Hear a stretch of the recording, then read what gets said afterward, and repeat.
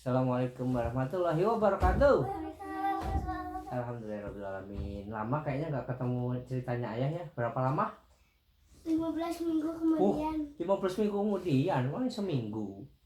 Oke, alhamdulillahirobbilalamin wa syukurillah wa limatillah. Udah seminggu. La haula wala quwata illa billahil aliyil azim. Alhamdulillahirobbilalamin. Sudahkah kita bersyukur hari ini? Ya. Sudah. Bersyukur dengan cara apa? Mengucap. Oke, alhamdulillah. Selain alhamdulillah, apa bersyukurnya? Kita sebagai umat Islam bersyukurnya dengan melaksanakan sholat 5 waktu. Yang pertama sholat duhur. Saat maghrib bisa subuh Sholat sebentar urut dulu. Duhur, asar, ya duhur, asar, ya subuh, duhur, asar, maghrib sama isya. Oke, alhamdulillahirobbilalamin. Balik lagi. Iya, akan balik lagi. Iya, ya artinya kewajiban umat Islam.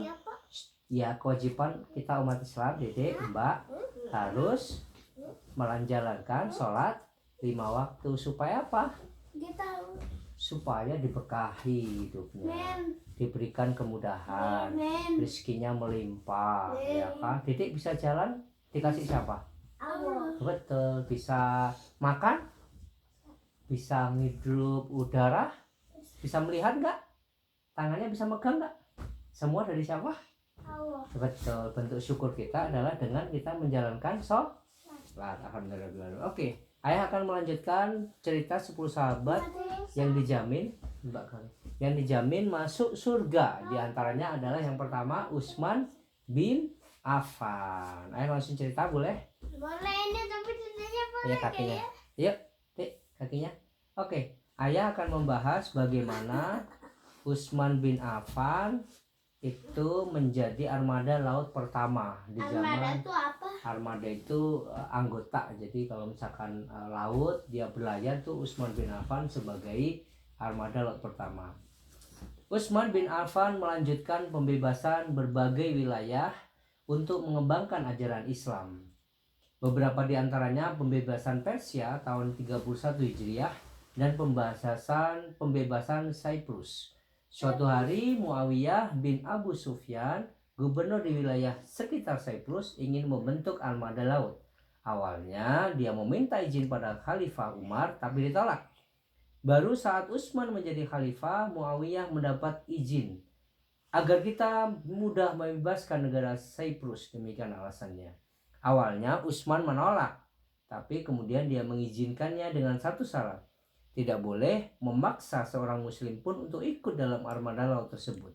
Muawiyah menyanggupinya. Akhirnya dia membuat kapal dibantu para pekerja yang andal di bidang perkapalan. Hingga akhirnya Muawiyah dan pasukan muslim bergerak ke arah Cyprus. Pada saat yang sama, armada laut dari wilayah Mesir juga diminta bertolak ke Cyprus. Kedua armada laut muslim ini berhasil membebaskan Cyprus. Penguasa wilayah ini itu membuat perjanjian damai dengan pasukan muslim. Hal ini terjadi di tahun 28 Hijriah. Oke ya, udah selesai. Mau tambah lagi? Tambah. Oke. Yang selanjutnya adalah bagaimana Utsman bin Affan itu selain dia menjadi armada, ternyata Utsman bin Affan itu difitnah oleh sekelompok orang yang mereka tidak suka dengan muslim. Seorang Yahudi yang baru masuk Islam sengaja menyebarkan fitnah kepada semua umat Islam di berbagai wilayah. Namanya adalah Abdullah bin Saba. Dia hidup pada masa Khalifah Utsman bin Affan. Sayangnya dia tidak benar-benar beriman, hanya berpura-pura sehingga menjadi seorang munafik seperti Abdullah bin Ubay yang hidup pada masa Nabi Shallallahu Alaihi Wasallam. Sudah tahu artinya munafik? Ya, mulutnya berbicara A tapi hatinya berbicara B, jadi berbohong. Ya, itu namanya munafik. Abdullah bin Saba mengatakan kepada setiap muslim ditemuinya bahwa seharusnya yang menjadi penerus kekhalifahan umat Islam adalah Ali bin Abi Thalib. Tetapi Utsman sudah merampasnya dari Ali. Ujarnya memprovokasi. Si munafik ini mengajak orang-orang untuk melawan Utsman bin Affan. Hidupnya yang nomaden, suka berpindah-pindah membuat hasutan ini semakin didengar. Semua penduduk kota Hijaz mulai Basrah, Kufah, Syam hingga Mesir mendengar fitnahan itu. Banyak umat Islam yang terpengaruh oleh fitnah Ibnu Saba ini. Hingga kabar tersebut sampai ke Madinah, para sahabat pun berusaha meredamnya. Namun fitnah lain datang berupa kabar bahwa Utsman sudah diturunkan dari puncak kekuasaannya. Akibatnya kaum muslimin gempar dan bingung. Oke ya, udah ya.